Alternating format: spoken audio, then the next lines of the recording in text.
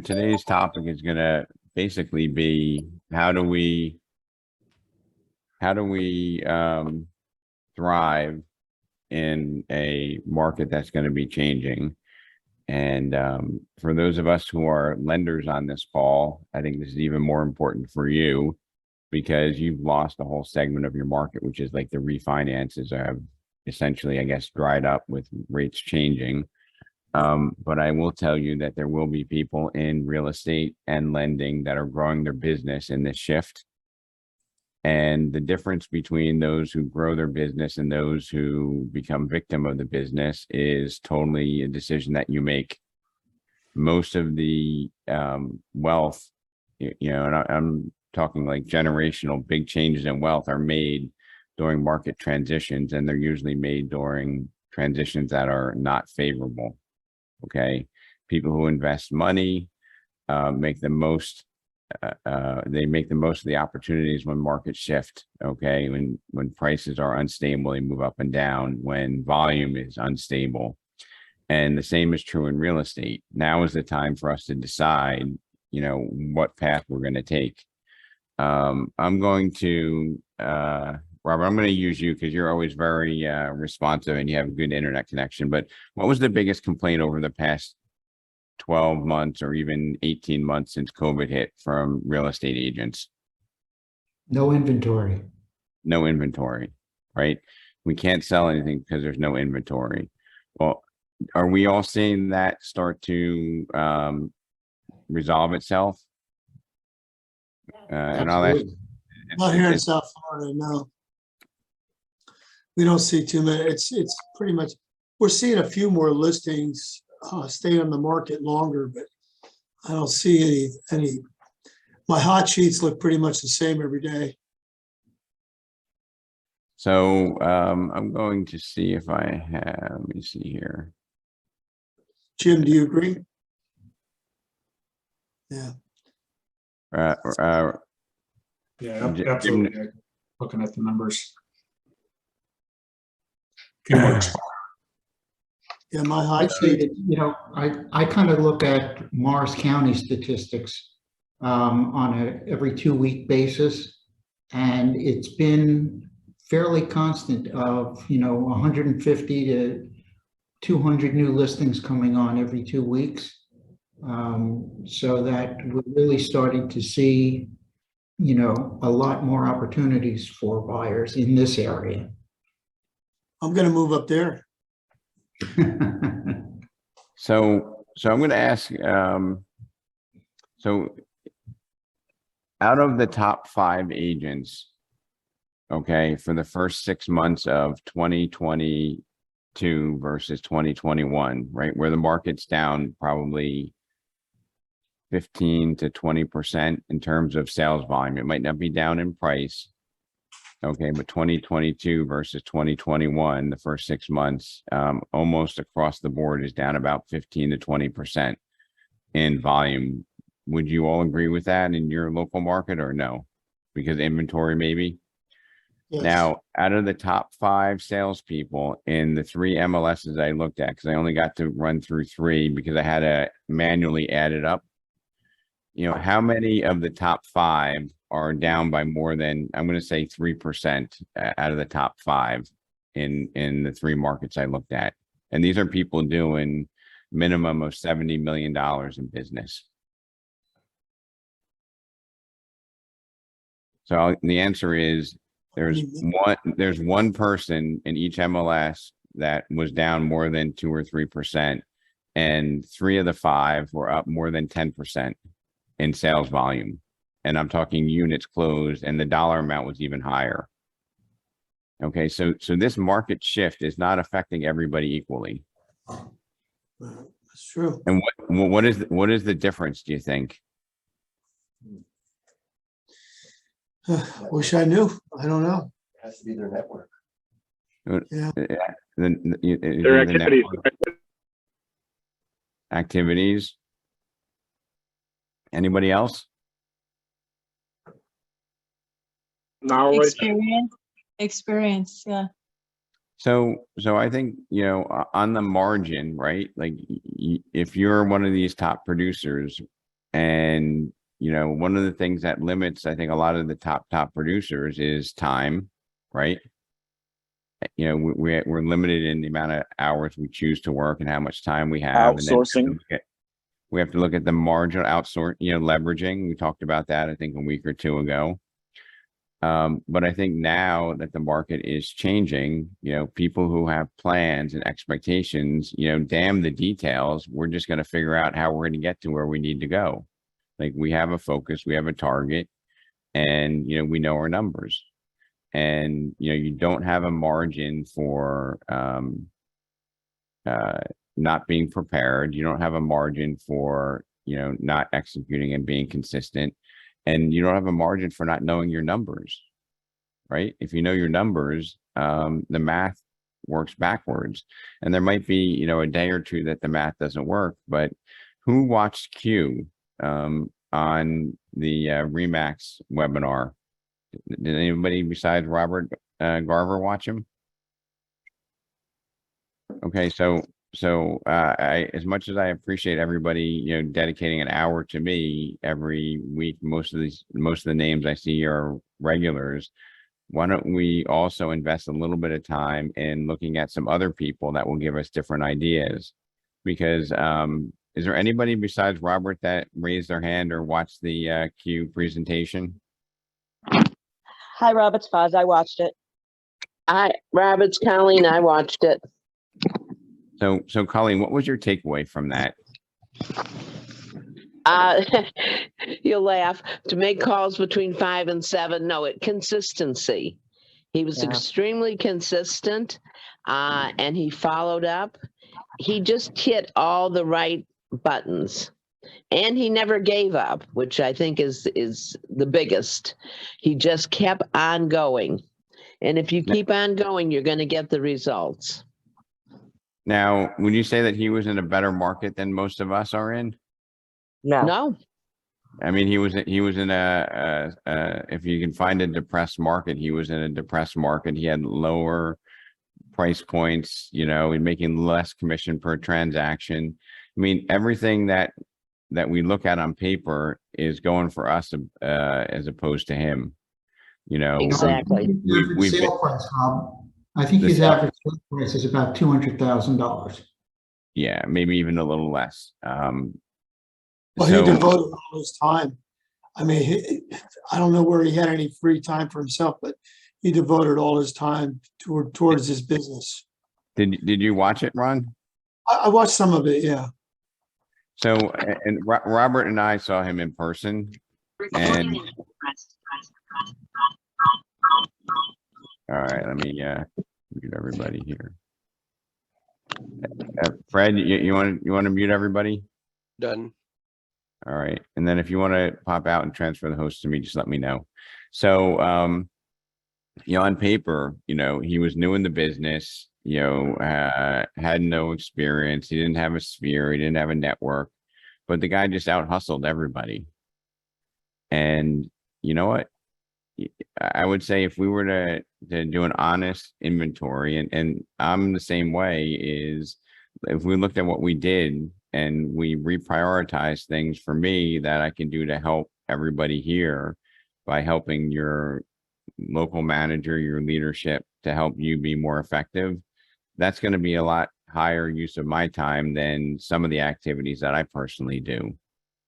And I think if we were all in that zone, where we're performing at a peak level at a higher percentage of the time that we work, and maybe that even means that we work, 45 hours instead of 60, but those 45 hours are more concise. Those 45 hours are more intentional, deliberate, and focused.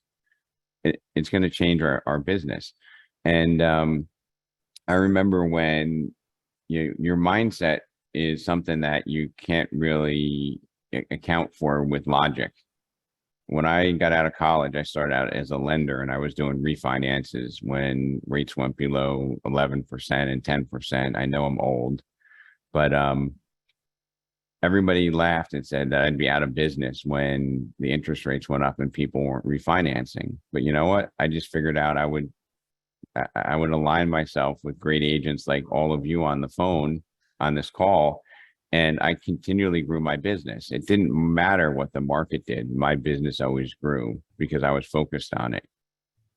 And, as we're in this business longer, should we not be more efficient? Should we not be smarter? Should we not be driving more value once we've gone from 6 years to 7 years in the business, or from 16 years to 17? I mean, we should be 1 year smarter, 1 year stronger. We should be looking for a change in the market, or we shouldn't even care. We're finding more like for sale by owners now that are on the market a lot longer and needing our help. So we're targeting them. We're targeting the old expireds and the geo leads. You have to go out and fish for the prospects. Otherwise, it's not going to. Things are not going to fall in your lap like they used to. So even the mindset of like for sale by owners, or any type of transaction that makes us less comfortable or pushes us out of our comfort zone, we need to be welcoming and looking for that. Like, if you get in front of a for sale by owner and and I don't mean you think you can sell, but that you can help them by getting them a better outcome, it makes that conversation, it makes those objections, it makes everything so much easier to do when you know that you're going to help them, instead of looking at it, Ron, and saying, hey, after my split, I'm going to make $7,900. Like, that doesn't really truly motivate you. What motivates you is having that confidence and having the courage to face what you're up against, and to know that you're going to not only survive, but you're going to thrive. You're going to have that conversation, and it's not, BS, right? Because what we do is not without consequence. Like, we help people, and if they could only see what we do, they would hire us probably twice, and they'd probably even pay us a little more than we get paid. Don't you think? That's so true. Couldn't have said it better. So, I'm trying to put this in words. And I'll come back to you, Ron, but like, the only person that controls the way that we feel is us. Okay. And sometimes what we do is we allow the environment, and I don't mean our office environment, I mean the environment of, you put the news on, there's always somebody looking for a negative story. There's always some, theory out there that real estate's going to crash, or the market is slowing, and you talk to other people in our industry, that's the worst, right? If you went to Daryl Davis, like, when you go to a real estate event, I don't know that you want to be doing this, but you have to be thinking, bad seed, let me get away from you, because they're out there telling you why the market's rough, why it's challenging, why you're going to fail, why it's not going to be as good as the good old days. Don't you hate those people who talk about the good old days? Right? I mean, the good old days, like the good old days. I remember those people. They were complaining there was no inventory. That wasn't the good old days. They were always complainers. Yeah, 16 and 17%. Those are the good old days. Yeah. People complain then too, Colleen. So But we still did business. Right, but we have it within ourselves, right? And now is the time for us to, choose a different path. We don't have the margin. I'll use your terms of letting it fall in our lap, Ron. And I know I interrupted you because I just wanted to finish that thought I had. But if you remember what you were going to say, Ron, go ahead. Well, it's just, going back to what you were just saying, the good old days. I mean, good old days are every day, really. It's just a matter of how much you work, but just how much you put into your business. The more you put in, the more you get out.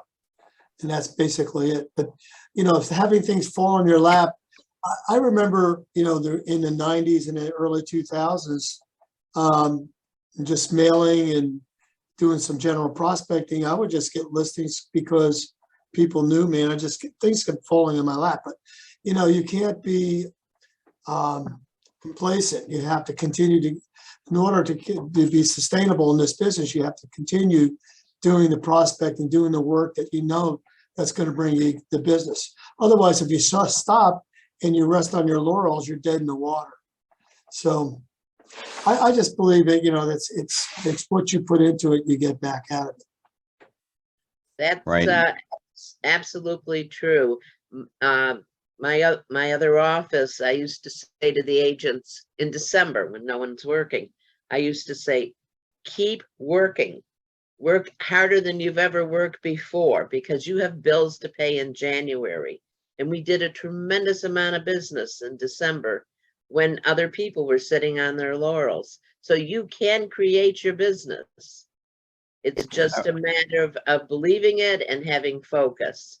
And I'd even say, Colleen, you know, we as an industry talk a lot about working harder, but I think there's a component of working smarter too, right? Because at some point, you know, we want to, you know, if I wanted to draw a pathway of what a real estate career looks like, probably looks like working 80 hours a week when I first start out. And then when I get into my 10th year, I'm working 55. And my 20th year, I'm working 40 hours. And my 30th year, I'm working 25 to 30 hours a week. And I'm making more money each step along the way.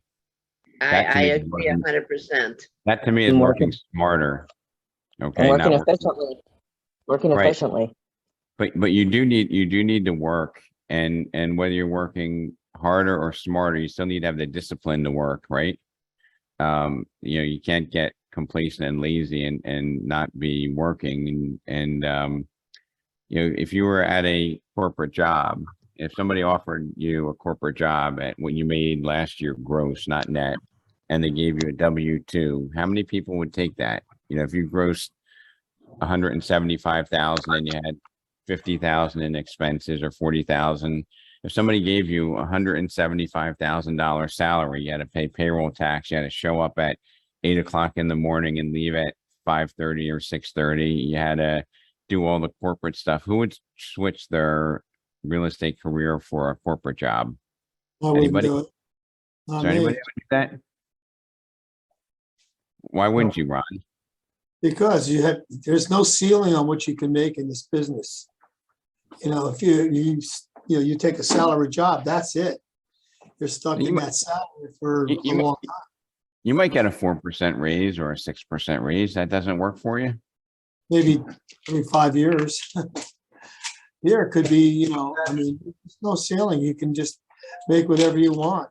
I mean, you know, look at Tony and, you know, some of the guys that we all started out together.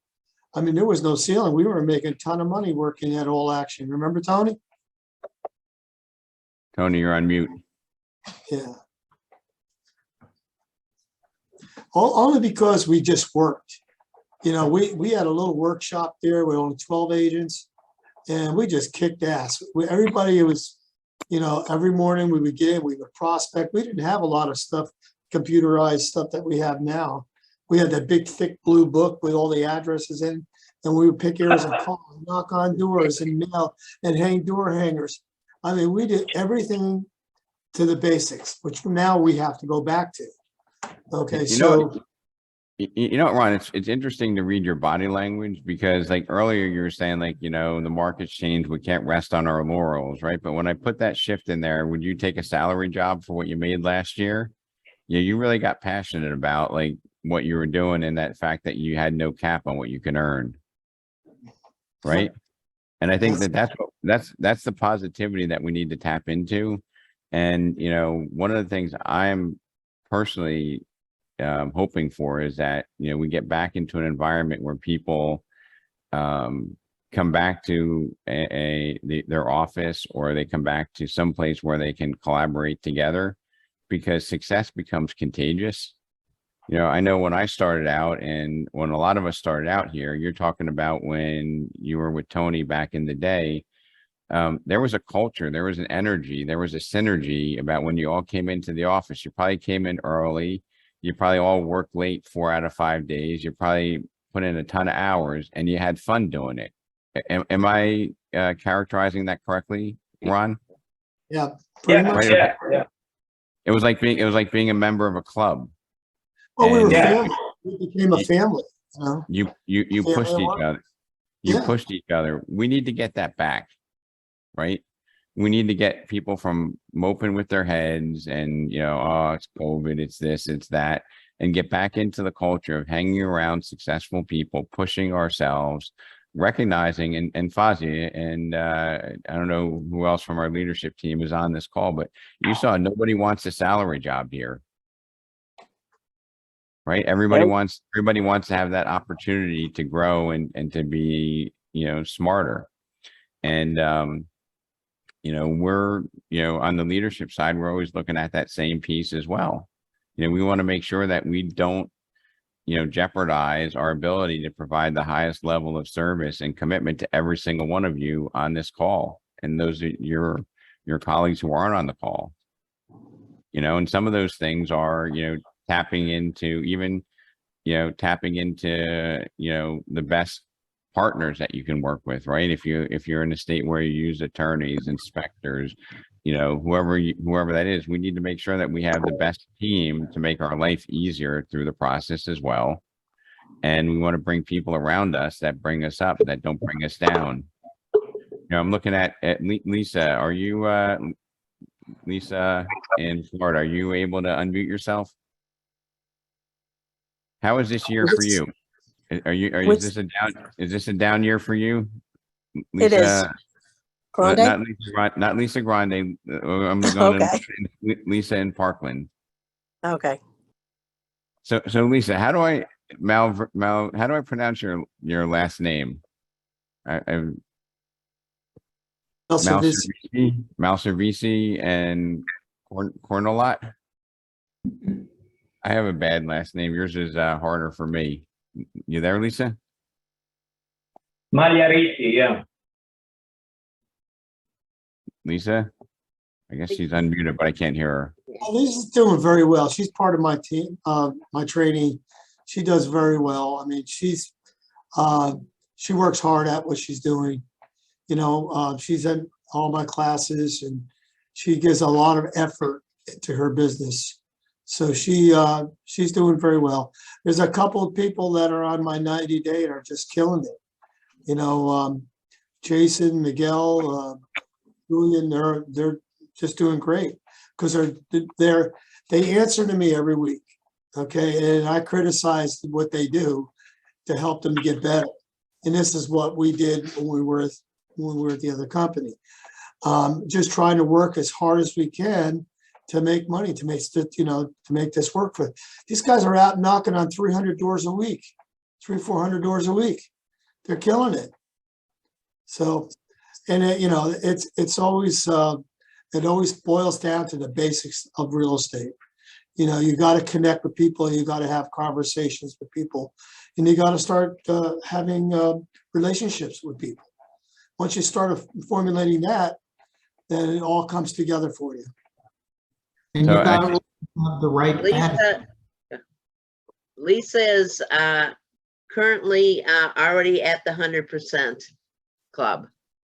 And last year, that's how she finished the year, but she's there already. She's tapped into her farm area that she started, and now it's coming to fruition. She has a new listing coming in the next couple of weeks from that. So she keeps, she's consistent. So Lisa says, I'm sorry, I unmuted myself, but we can't hear you. So isn't it nice to hear everybody saying all these wonderful things about you? I see another, so David Hayes, are you someplace where you can unmute yourself for just a moment? I am. So David, how long have you been doing this? 4 months. 4 months. How many sales? Like the middle of March. How many sales have you had that closed already? I've had 3. Well, if it's already closed, it'll be 4 closings because there's one this morning. And how many under contract? I've got 3 under contract, and I've done both sides of a rental of one of the houses I closed on. So that'll be, I don't know, 8 or 9. And you have several pending too, you said, right? Yeah, so I've got 3 closing either in There's 2 in August and 1 on the 2nd of September, I think. Have you been able to get a listing appointment yet? No, no, these have all been working with buyers. To be buyer honest, I've side, not really been trying to do that just yet. I thought So I'll that's- learn this side of the trade first. So that's 8 or 9 pieces of business in what you started 4 months ago or In middle of March. March, middle of March, April, May, June, July. So that's 4.5 months and you have 9 pieces of business. I just want to say congratulations. And you. Absolutely. that's a great result, yeah. well, Thanks. I will tell you that I have a suspicion that, David, you work pretty hard, right? Well, I came off Wall Street and not compared to that, but yes, I'm putting in the hours. I'm trying to He's figure out how to being get this humble. He done. works real hard. He works real hard. Yes, he does. Yes. So David, I'm sorry to embarrass you. Hopefully I'm not embarrassing you, but I'm very, very impressed with what you and Trudy have done, and congratulations to Trudy on the Best of Zillow. And I don't know if you've gotten any reviews yet, but I'm sure you'll be there. And the only bad thing that I could say about Trudy getting you into business is she just put a fierce competitor in the household. She's Yeah. very helpful. It's handy having a mentor sitting right there. So Well, it's been very helpful. congratulations. And I see nothing but more and more success to both of you. And I call you out just to show and inspire others, David, what hard work and using discipline and good judgment will do for you in this business. Okay, so thank you for sharing. And he really ties into what you were talking about earlier, just by virtue of the fact that it's he and Trudy together. And so he's hanging out with a great agent and they're starting to feed off of each other. And this is a very important component of why, as we get agents to more and more come back to the office, they can feed off the excitement of other agents and create that very positive attitude that we need to really excel in a market where every day there's another down piece of business noise that comes out. We need to change that momentum. And I think that we can do that just by being with each other. I had my first back in the office meeting 2 weeks ago, and I couldn't get the meeting to start because all the agents were so excited to be with each other again that they were talking about everything. And it turned out to be a great meeting because everybody was really pumped up. So those are the things we're working towards, and I think they're all positive to helping us succeed where others would fail. And as exciting as this can be, we're going to be doing regular call sessions. And you might say that is so 90s or so old. Who's going to come in and do calls? But there's an energy and something that I'm not really good at, which is role playing and also maybe fostering role playing amongst a group. But I'm going to get out of my comfort zone and try to figure out a way to get everybody comfortable role playing, because you need to have the mindset that you can overcome any objection and show somebody how you're the best candidate to help them, buy or sell a house. And if you don't believe that, then you're never going to sell or convince anybody on the phone or in person that that's going to happen. And that's a truth. That's not a hypothesis. It's exactly the truth there, yeah, because just imagine, the best actor, the best actor, they get paid so much money for remembering what they have to say. Because the moment that you have an hesitation in front of people, they think you don't know what you're talking about.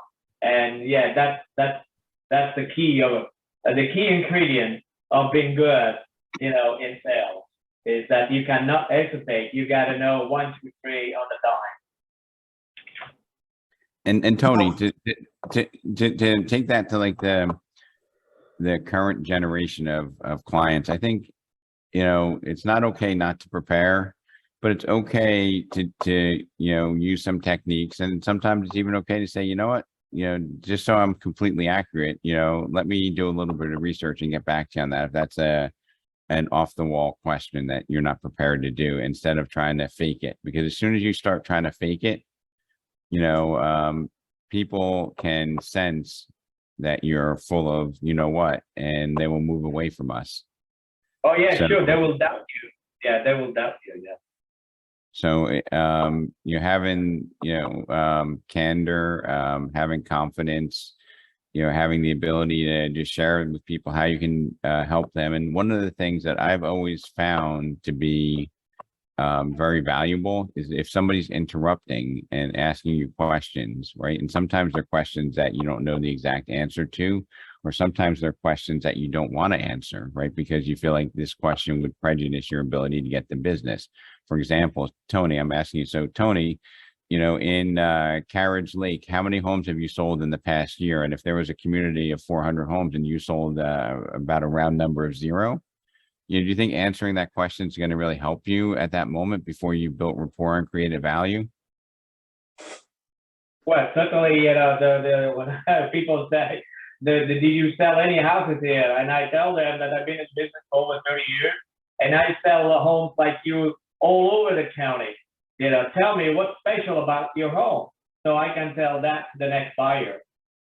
So, and I think, you know, we're very similar in the way that we answer that, Tony, but I would go and say, you know what? I'm going to talk a little bit about like my sales history in a few moments, if you can just give me an opportunity to finish. And by the time you go through the process, right, you build up so much rapport, and chances are they're going to forget what that question was at the end of the day anyway, right? Sure, And if they you do, always, and then if they do press you, you'll be like, well, you know what? What's most important is that I know how to sell properties, and I have sold homes here, just not sold one in the past year. I think if you're in rapport, you're going to win that 99% of the time. And if you feel that the homeowner is going to have that as one of their critical criteria, what you're going to do is you're going to sabotage the whole presentation, and you're going to give up the opportunity, because in your mind you're buying into what they're saying. oh yeah, sure, yeah, for sure. Yeah, that's why, you know, bringing in also your track record, you know, and if you don't have a track record because you are new, you can use the office track record. And if the office does not have any track record, you can always bring what sold in the area there. And sometimes you can see that the listing agent is not the selling agent. So, you know, you just got to let them know that this agent depends on other agents to sell his property. So he's a good lister, but certainly not a good seller, because he does not have any buyer on his side, any buyer sale that you can do that you can do. And the other thing is that, like I said, you know, you just tell them that you sold home just like his. I mean, you know, 3-bedroom is a 3-bedroom, a 4-bedroom is a 4-bedroom, unless they are all certainly in different parts of the country. They have those custom homes, so that's when you got to get familiarized with, and people, before you go to the listing appointment, certainly you want to preview those homes that they are on the market and have a feeling about those homes compared to the home that you want to put on the market. So that way you sound very knowledgeable when you ask them, do you know about this house? Did you see it? Did you go inside? Well, I did, you know, and this is what they look like, and this is what compared to yours, you know, and you can go into that situation there. So when I was at this ice cream shop in Branson, Missouri, I saw 3 signs on the wall, which I thought were really appropriate. One of them said, Tony, don't wish for it, work for it. This was in an ice cream shop in Branson, Missouri. The other one was, winners are not people who never fail, but people who never quit. I don't know, maybe that's something for the employees at the ice cream shop. And then the last one, which I think is the most important, was look in the mirror. That's your competition. Yeah, true. Your competition is yourself, because you got to be sure that you know you're the best of the best. If you're not sure of yourself, certainly you're not going to be able to convince others. And the people that they never fail is the people that they never try, And it's either you're a win or you learn something from what happened. It's never lost. That it's never lost. It's either win or you learn, from what happened and get better at it. And that's how you learn and that's how you grow. I mean, Tony, how many people wish that they could, have a thriving career, but they don't want to do the work for it, right? I just thought like this was so appropriate. Don't wish for it, work for it. And in this day of sharing and everything being available on the internet, it can either be overwhelming or it can be like you have every solution. You can pick people to follow, and you can work wisely towards what your goal is. So don't wish for it, work for it. And there's nobody, and I'm going to go on record, there's nobody who's successful that hasn't failed their way through the process to get to success. Winners are not people who, are automatically super successful, and even David, who's only been in this for 4 months, he's had challenges and I'm sure he's had struggles and lost some stuff.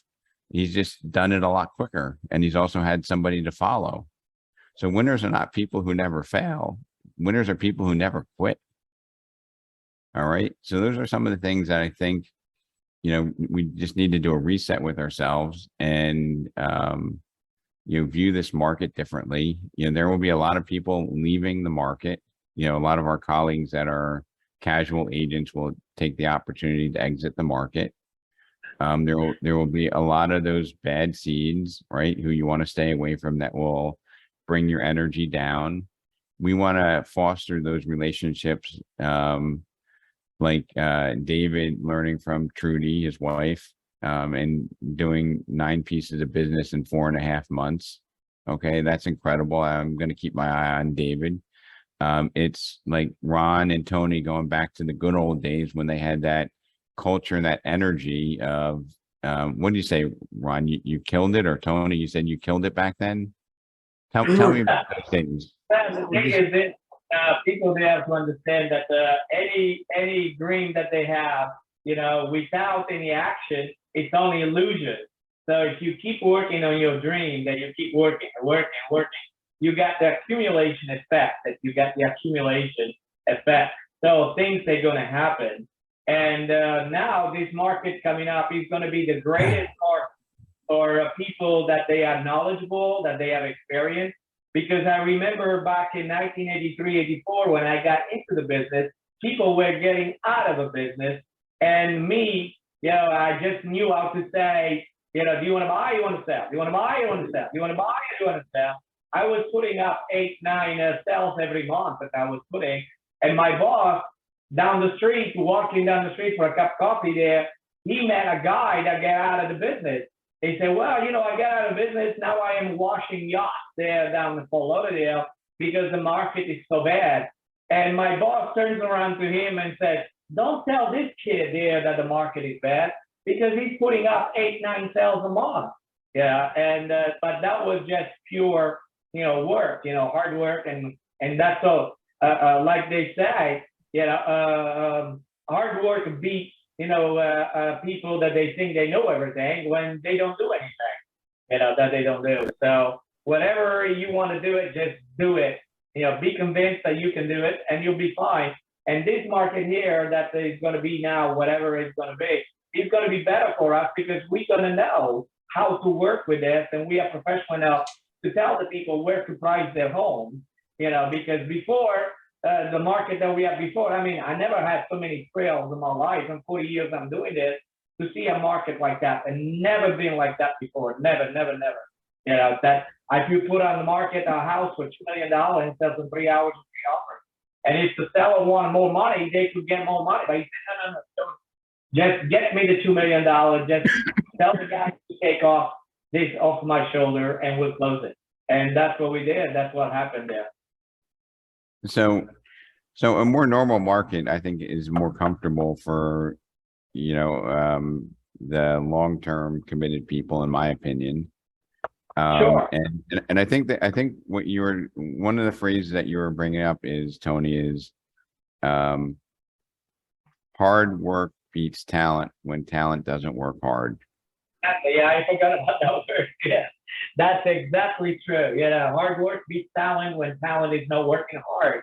Yeah, and it shows, and it shows every time, especially if you watch, because we all do. We all watch sport, and if you watch the guy who wins, whatever sport you're watching, you see that is the intensity that they put in. They work so hard on winning, whatever it is the game, the golf or soccer that I watch all the time, or football. The people that they put in all the intensity and all the hard work, they win. And same thing is for us. Yeah. If you don't put in the time, nothing happens. Rob, that's good advice for brand new agents too. You know, this is where you're starting your business, and you just got to put the time in on it. That's why you know, that's how you get these success. You got to put the time in it. Well, So- the thing is that you need to be, you know, there's three components there that, you know, it goes together. One is the discipline. You've got to have the because we are independent contractors, so that's a bad thing. That is a bad thing because we think that we can do whatever we want, whatever we want. But if you work with IBM, you got to put the time and you got to show results. So you got to have, you know, the discipline to do it day in and day out. You know, usually when somebody does a sale, they go to the beach the next day. That cannot happen if you want to be a top producer. So you got to have the discipline, and then you got to have a commitment. You got to go and do it. You know, and then you got to have the intensity. So if you put those things together, then certainly you're going to be top producer, because the difference between a top producer and a guy who is good, you know, and doing what he's doing, is because the guy who's good, he does it not one day. But the guy who is a superstar, you know, they do it every day, no matter what. They are there, they're there, they're there, they're there, they're there, they're there. I met one guy one time in California there that every day, religiously, you know, every day he knocked on 300 doors. And this guy was making $6-7 million a year, you know, gross commission. I said, just knocking on doors? He said, yeah, I have 5 zip codes and I turn them around twice a year. And at 9 o'clock, he was behind the door knocking on people's doors. You want to buy? You want to sell? I said, that's what I did, except that he did it every day. I didn't do every day. And that was the difference. So Tony, what I'm gonna say is that the culture that we have and the relationships and the learning that's happened from people that I've witnessed myself, if you were to go to somebody in your office or in the company or you know, even if it's outside the company, and say, you know what, I've been admiring what you've been doing, Tony, you know, could I buy you a cup of coffee and pick your brain, or could I take you out to lunch? Like, I think 99% of the people would say, wow, I'm flattered. And, you know, I'll share with this newer person what I'm doing, because we live in a world of abundance, not in one of scarcity. And if you believe like I do, like if you help somebody, right, it all comes back to you, right? And sometimes it might be directly from that person that you help. And sometimes it might be that the universe just gives you a gift because you're helping people. And you might think I'm off the charts and corny and drop off the call now, but I'm telling you, it's true. I remember one of our top producers back in the 90s. He was actually the top producer in all of Remax in the state of New Jersey. One of the new kids came in and said, I'm gonna beat that person. That's who I want to be, and I'm gonna up my game above theirs. And you know, they built this relationship, and ultimately, you know, this young kid wound up being the top person in the company, and he wound up helping the veteran with technology, and they both grew together. But the young kid just grew at a pace that was, you know, off the charts. He just had a different vision for where his business would be. And Robert, yeah. you know Robert Garber, you know who I'm talking about, but I'm not going to mention names. Sure, But, no. You know, there is no. This is a people's business, so you just need to talk to meet and whatever, every which way you can to reach people. As long as you reach the people, you'll be okay. But if you don't do nothing, nothing happens. If you wait for the business to come to you, it's never going to come. I mean, yeah, it's going to come now and then, you know, of course. You know, by mistake, something will happen. But if you want to be consistent, you got to have a plan. And like I said, you got to have a discipline, that you have commitment, and then you gotta have the intensity to do it every day in and day out. You gotta have your schedule that you gotta have, and you gotta keep looking for it. Keep doing, keep doing, keep doing. Don't let anybody, what you call them, depress you. And yeah, like me, I don't watch any more the TV there because it depresses me. So I said, I better not watch this because it's so crazy.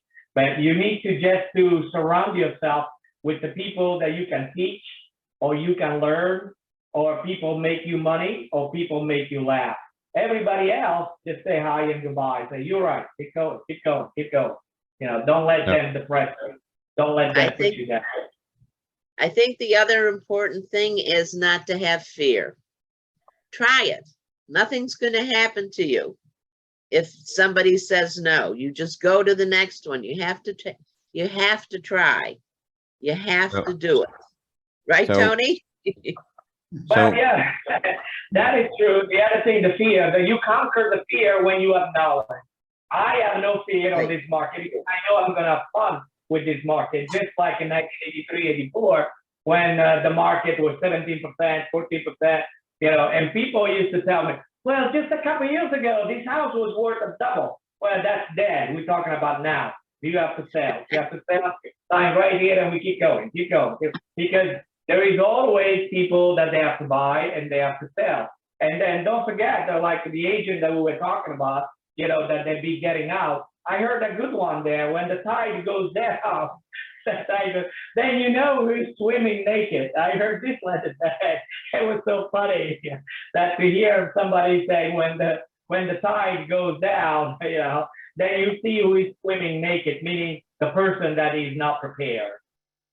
Yeah, the person that doesn't have the skills. So, Exactly. I mean, this has been a great session. I mean, I've enjoyed hearing the passion in a lot of you.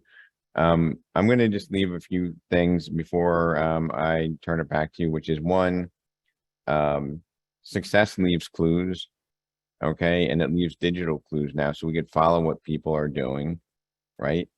There's no reason for us not to be able to adapt and see what others are doing and copy it.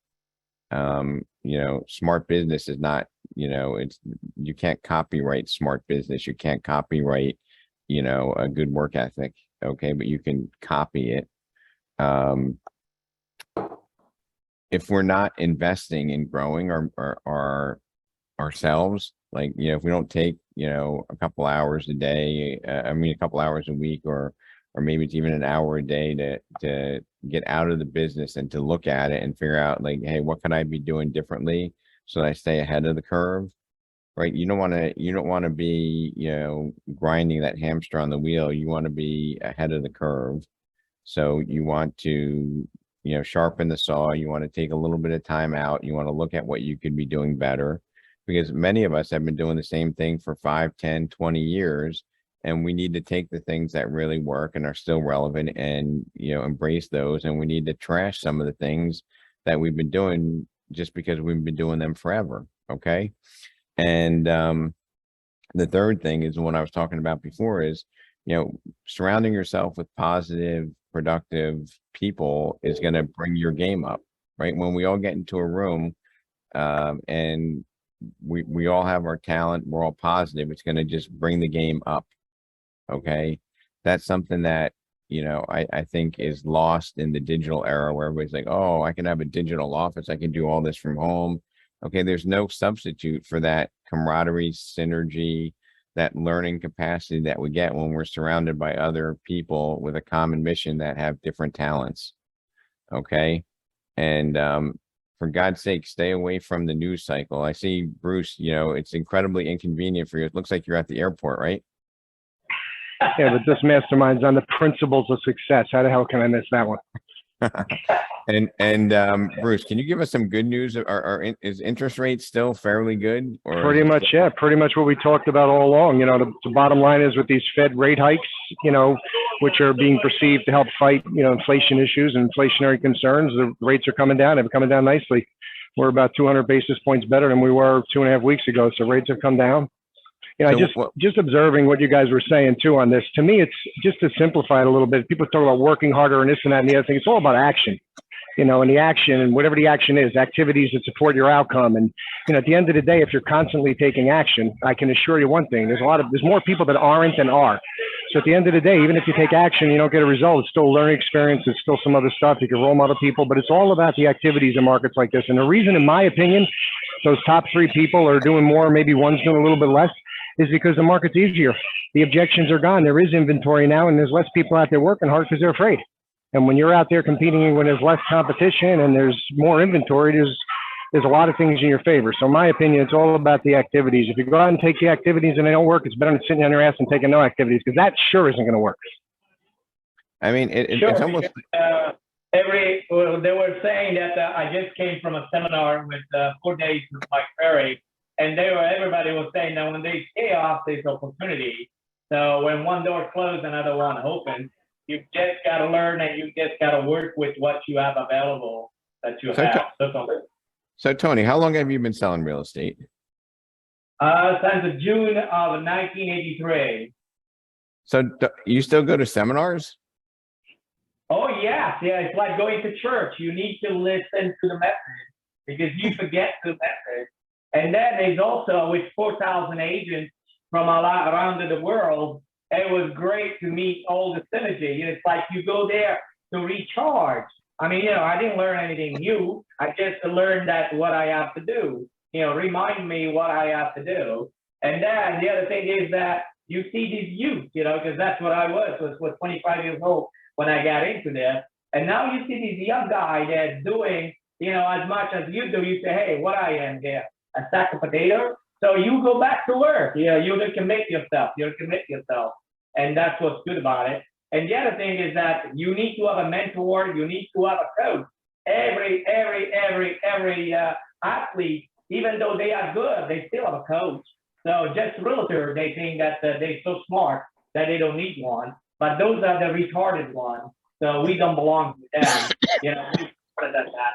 And the other thing is, the other thing you were saying about the business, you have just a little window of opportunity to take it. Dave Leninger, years ago, on one of the REMAX conventions, he said the business there, like, you got to do what you got to do, but you just have a little window because somebody else will pick on it and will copy of it, and there's nothing you can do about it. So you just got to keep innovating yourself and do what you have to do. Well, and Tony, thank you for sharing so much today. I think that's very refreshing to know that somebody in the business since the 80s still has that learning mindset. Thanks a million for sharing. Yeah, no, you gotta have an open mind because in the business that either you lead, you follow, or get out of the way. And now Mike Ferry said, well, there's a fourth person. They don't know what the heck is going on. I said, yeah, you're right. There's a lot. There is a lot of them. So I'm gonna finish this off with a sports analogy. Even though I'm not the biggest sports fan, I kind of am a casual, watch the local playoffs type of sports fan. But if you think about like the best athletes in the world, and I can't help but thinking about like an A-Rod, who great athlete, but seemed to always choke when it was 2 outs, the game was on the line, and the bases were loaded. He kind of never came through. And then you have other players that their batting average when it's clutch is through the roof, right? Because they're gamers. And I want us all to be gamers, right? I want us all to look forward to that high stress opportunity when most people blink, they choke, right? I mean, wasn't Alex Rodriguez, Bruce Oliver, wasn't he like, people used to call him the choker because he made all this money and whenever the game was on the line or the playoffs, he would like strike out, but he always had great statistics. He had great statistics, but when the game was on the line, you never wanted him there. And then there were people that when the game was on the line, like I remember, I think it was like back in the 80s, I'm going way back, like David Wright from the Mets. Not a great player, but when it was clutch, the guy always got on base. He always found a way to win. That's what we need to have in our mindset. Okay, because a lot of us have similar talent, but it's that desire to want to be in that clutch spot where we can shine and we can earn the business and earn the trust of the clients. But I've also found in my career that even the people that struggle with knowing how to get into that mindset, to me, the activities and the practice and just being ready for the opportunity when it comes up is really what matters. You know, if you're putting the work in, if you're doing the right activities, at the end of the day, you're going to get the results. There's some people that get lots of results that don't think they can kill it. There's some people that don't even think they're killing it now. They're doing great by most standards. And, you know, to me, it's all about just taking action. If you go out and take action, you're going to, you know, the cream's going to rise to the top pretty quickly. Well, that's a good example there. For example, the baseball there, that we, you know, not every time a player goes up there and hits the ball. So that is also like a realtor. Not every time you make an appointment, you're going to get the listing, but you got to keep going. You got to keep going and learn from it, you know, because a good baseball player, I don't know, the average is 0.3, they make so much money. But the one that he is a 2.5, he makes much less money. So that means that if you are better, you get better, you're going to make more money. The money will come, the money will come.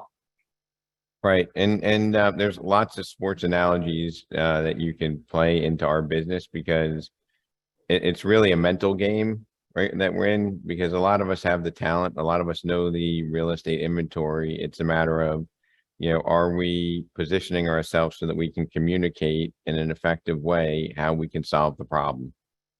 Okay. And I think it's worse. The worst feeling is to lose something that you should have had, like an opportunity, because you weren't prepared, or even worse, you didn't have the skills to communicate how you could help them. And I'm sure we all have experiences where, you know, Bruce, you might have, you or somebody on your team might have lost a loan because they didn't understand the process. We might have lost an opportunity to serve somebody because we couldn't communicate how we can honestly serve them and give them the solution to get their household. I mean, you know, if you haven't had that loss, you haven't been in the business long enough, or you're not being honest with yourself. And those are the things that teach us the most. That's how we learn the most. I mean, Robert, you must have had somewhere heartbreakers where somebody that you thought was a shoo-in went with somebody else and you were left scratching your head. I'm imagining it happened to you, right? Definitely it happens, you know, and, you know, I can point to the fact that in those conversations, I was not as proficient as I needed to be in order to really make that deal happen. But, you know, I think it's, you know, Tom Ferry says the more mistakes you make, the better you get. I Keeping a sports metaphor, it's all about at bats, right? So make it to Hall of Fame, you need to bat 333. If you bat 1,000 times, you only have to succeed 33% of the time. I mean, it's all about the at bats. You got to have your at bats. Right. Exactly. So I don't know if this is a true story or not, but I remember Tom Ferry talking about one of his clients lost a listing. They went back to the homeowner and said, hey, you know, I thought we had great rapport. I thought everything was good. Can you tell me, why did I lose the listing? And they said, well, you know, you didn't talk about the MLS system and how you were going to market. Like, something is taking something as routine as that for granted, right? And I'm sure there must be some truth to it. You might have went and talked about like how you're going to syndicate it over all these different websites and everything else, but you didn't tell them that you're going to put in the MLS and there are going to be 72,000 realtors have access. You know what I mean? It can be sometimes something as simple as that the consumer doesn't get. So, you know, I want to thank everybody for spending Friday morning here. Sorry for my raspy throat. I'm struggling here with a little bit of a early onset cold, I think, but Rob, before we go, there's a couple of things in the chat that I wanted to make mention of. First of all, Lisa from Florida wanted you to know that she unmuted herself, but for some reason you still couldn't hear her. But she thanks you so much, and she's humbled. And she said, and this is the important part, she said, I'm actually on vacation, but I could not miss the mastermind. And that's the, you know, the level of commitment that makes agents very successful. there's a comment from another agent who talks about our whole business is home. The potential client needs to feel at home with you. I cannot tell you how many past clients said to me upon closing the deal that they trusted me and felt comfortable and could not understand why, but they did. So, I think one thing I want to challenge everybody that's still on this call is we all look forward to the warm referral from a past client where we go in there where it's like the fat pitch, right? Where we're almost guaranteed to have that business. And we feel good about that because it's easy, but we should look for things that we can feel good about because they're hard. Okay, because you're up against the top listing agent in that market. Okay, many of us get the deer in the headlights look, and what happens to that deer in the headlights? Gets run over by the truck. You have to look at that opportunity and say, this is my moment to shine. This is where the game changes. Okay, this is where I'm gonna pull it out of nowhere because you know what? I'm gonna work harder. I'm going to explain everything to them. And it might be you hit something that top agent didn't hit, like something as simple as when I put it in the MLS, I put it in strategically at this day and time so that it shows up in everybody's inbox. I put it at this particular price and we do the open house on this. Like a lot of these things that we take for granted, we don't share that with the customer.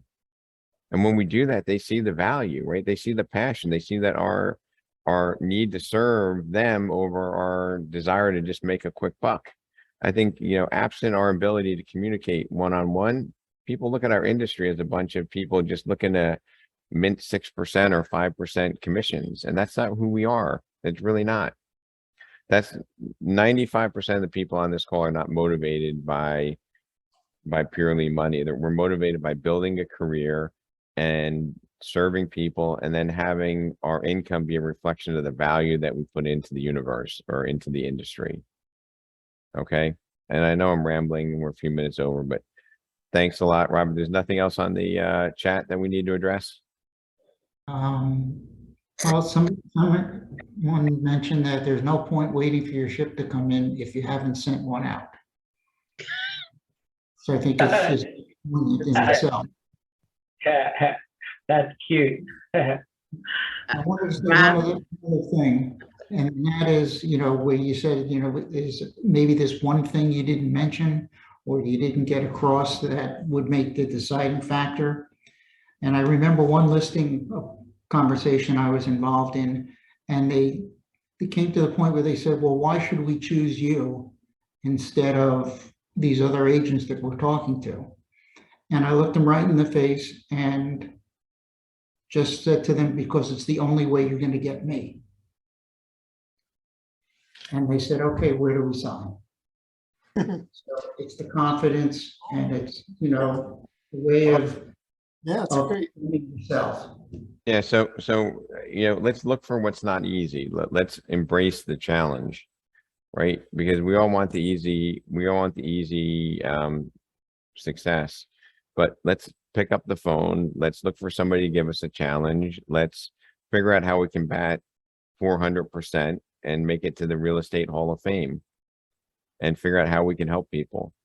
Again, I can't tell you, I'm honored to be working with all of you. If you guys have challenges, our leadership team and your colleagues are a great resource for you, as well as these sessions to get together and share ideas and communicate. Have a safe weekend and look forward to seeing everybody next week.